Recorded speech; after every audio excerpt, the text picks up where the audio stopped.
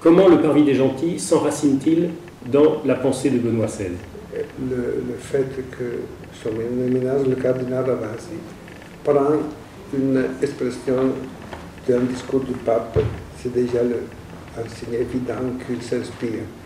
En plus, le souhait du pape d'un côté et par conséquent du cardinal Ravasi après, c'est d'avoir un lieu de la rencontre. Parce que si le Parvis des Gentils dans le temple de Jérusalem était le lieu où les païens, les non-juifs pouvaient aller, et pourquoi il a y allé pour une recherche, parce qu'on ne va pas là par hasard, avoir un lieu encore aujourd'hui où le monde entier puisse se rencontrer, parce que, comme je disais, que j'aime beaucoup, souvent, ça, vous pouvez corriger, comme je dis souvent, ce qui nous unit, ce n'est pas la recherche, c'est la vérité. Donc, nous sommes en recherche. Oui, c'est vrai que c'est la recherche, mais ce n'est pas une nuance. Et la vérité unit toujours. Je vous donne un exemple simple. Si on a là du pain vrai, on se met d'accord. Si on a du pain empoisonné, on meurt. Donc, on a une demande de vérité, de savoir comment les choses sont. Si je suis à un carrefour, je peux douter du bon chemin, mais j'ai besoin de trouver le chemin vrai. Et si quelqu'un m'aide, l'unité n'est pas donnée par la recherche, elle par la vérité. Donc, personne a la possession. Nous sommes, un ami à moi disait, je n'ai pas la vérité dans ma poche, je suis dans les poches de la vérité. Quelle est la difficulté que vous voyez aujourd'hui au dialogue entre les croyants et les non-croyants? Au niveau théorique, aucune. Parce que si on est des êtres humains à la recherche de la vérité, ce qui nous unit, ce n'est pas la recherche, mais c'est le désir de la vérité. On peut avoir des difficultés au niveau psychologique, pratique, mais pas au niveau théorique. Donc là, c'est vraiment, pour parler vaticanais, c'est auspicable, souhaitable. Mais à la fin, heureusement, le pape a dit cette phrase et heureusement, le cardinal Ravasi l'a reprise. Mais c'est pour donner en effet, à mon avis, un lieu de la rencontre, pour montrer au moins une chose, qu'on peut parler de Dieu en public.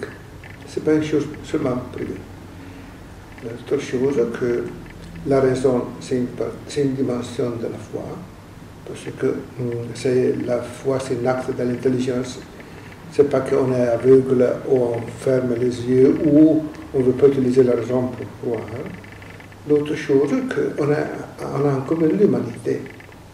Donc, pourquoi pas ne se pas rencontrer?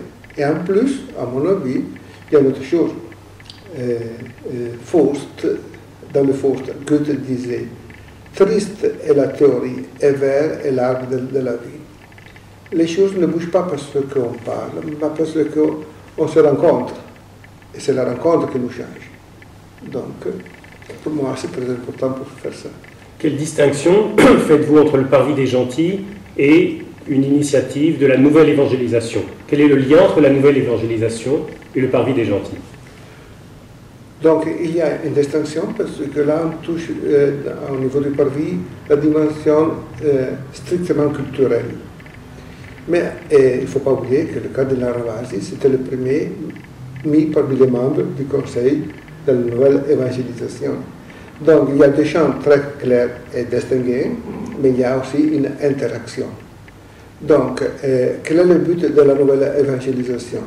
Proposer, bien sûr, l'évangile, c'est-à-dire, ce n'est pas proposer des idées, mais une présence. Parce que le Christ, c'est le verbe, le logos, la raison faite chair, pas faite libre.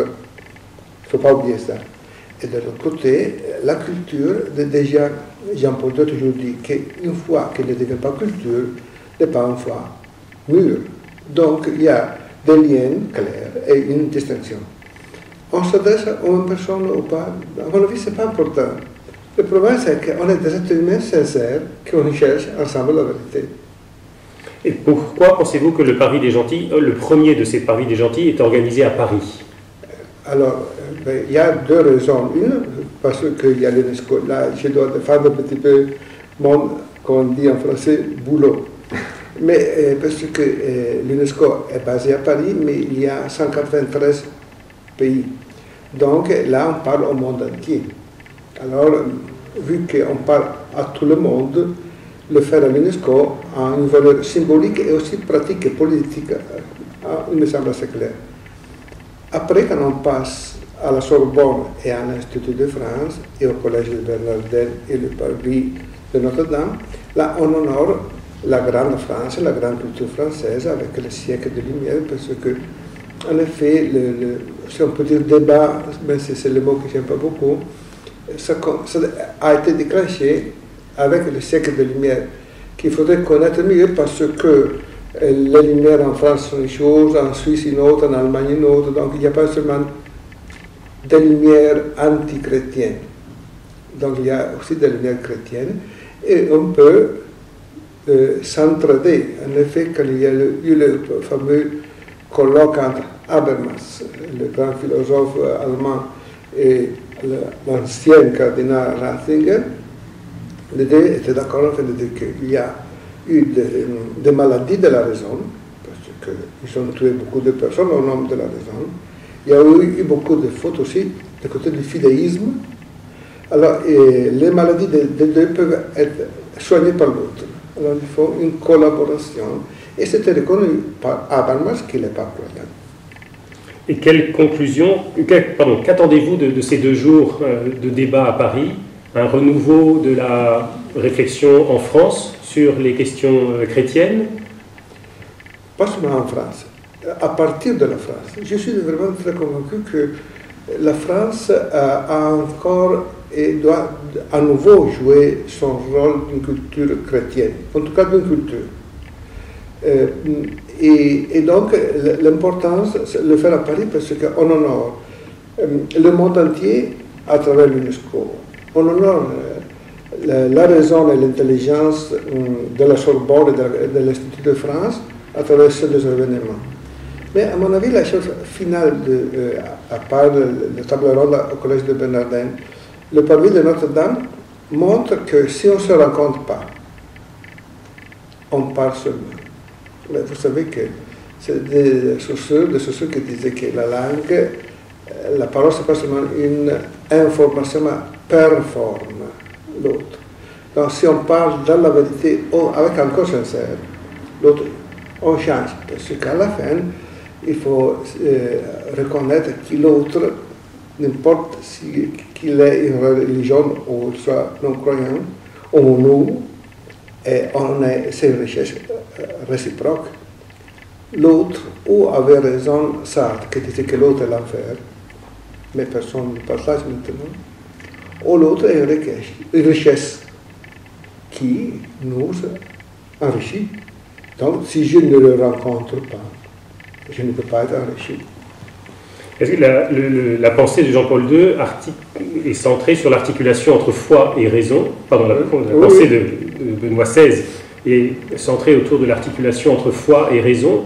Quelles sont aujourd'hui les articulations que vous voyez qui vont pouvoir, être mises en évidence lors de ce Parvis des gentils? À mon avis, le pape va même plus loin. Parce que foi et raison, ça me semble que sont deux choses, une contre l'autre, que c'est foi ou raison, maintenant foi et raison. Non. La foi, c'est une façon différente d'utiliser la raison. Et la raison utilise la foi. Mais quand je dis quelque chose, j'utilise à niveau différent toujours et la foi et la raison. Parce que je n'ai jamais vu l'atome, je crois. Donc, on utilise la foi, ce n'est pas la foi au niveau des vertus théologales, déjà. Alors j'aime beaucoup dire cette phrase. Je sais de croire, d'autres croient de savoir. Non, il faut l'entrer. Donc, c'est une dialectique où, et à la place de où, on a mis et. Le pape va, à mon avis, plus loin.